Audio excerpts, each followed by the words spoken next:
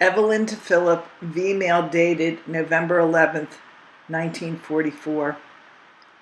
Dearest Phil, at this very moment I am waiting for Nat to pick up Mom, Goldie, and myself to take us to the party to be held at Lena's in honor of Vicky Paula Blank.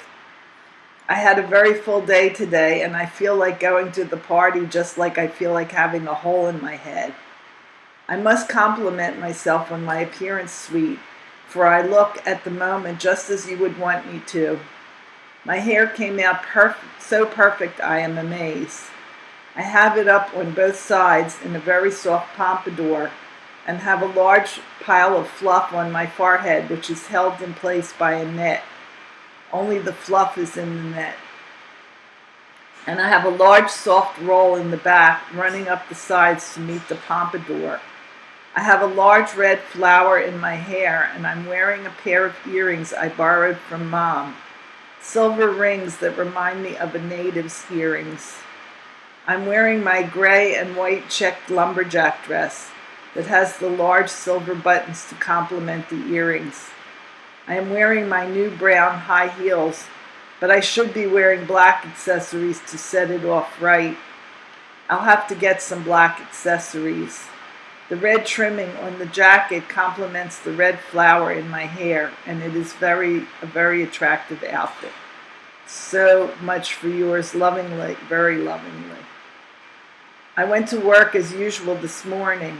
After work, I went straight to the Jewish hospital to visit Etta and Mickey. I got Etta a roly-poly toy for Vicky, and I bought Mickey a box of Helena Rubinstein dusting powder. Mickey was to check out of the hospital shortly after I arrived, so I got there just in time. Mickey incidentally had to go through the same test I went through for my kidneys while I was pregnant. Remember that day at the hospital when I called you and told you I had fainted?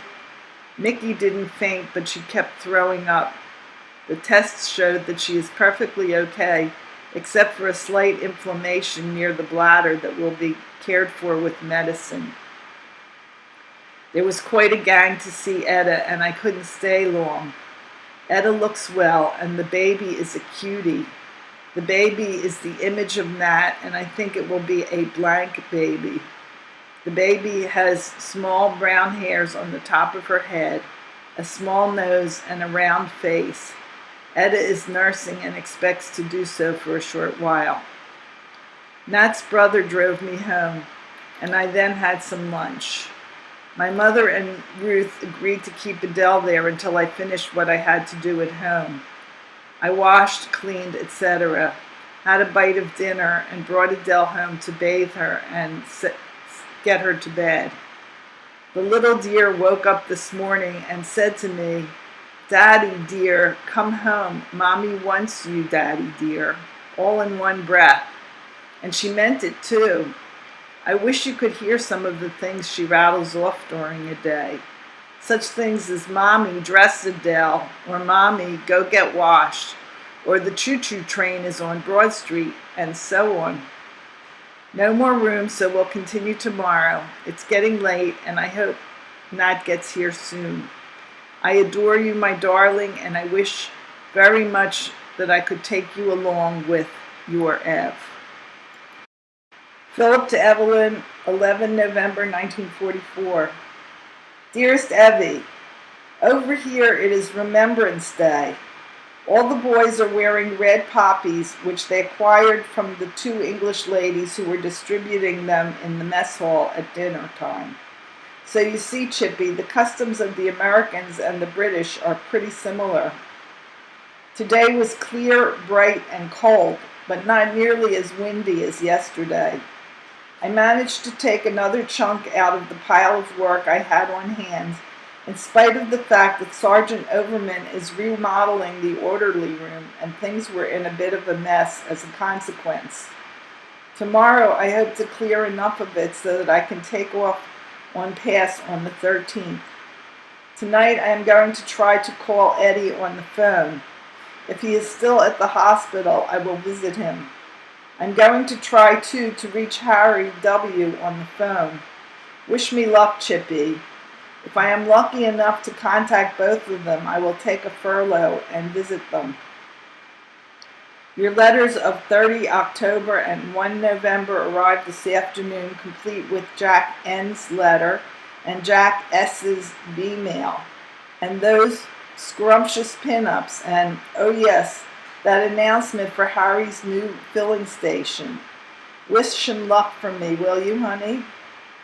Glad to note in yours of 30 October that you received 3 of my letters all at once. That's more like it. Thanks for Jack N's new address. You know by now that I have written to him. I am currently, page 2, awaiting a reply. Brother Jack's V-mail contained one item that aroused my curiosity. What was that rumor about Harry W. that he mentions?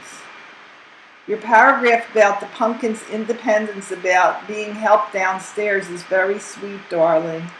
I'll have some more of the same if you don't mind.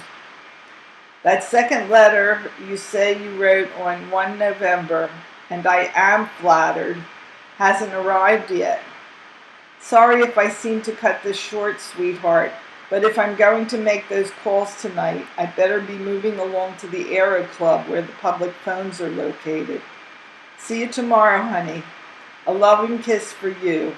Pass one on to Adele for me, will you? My love to all.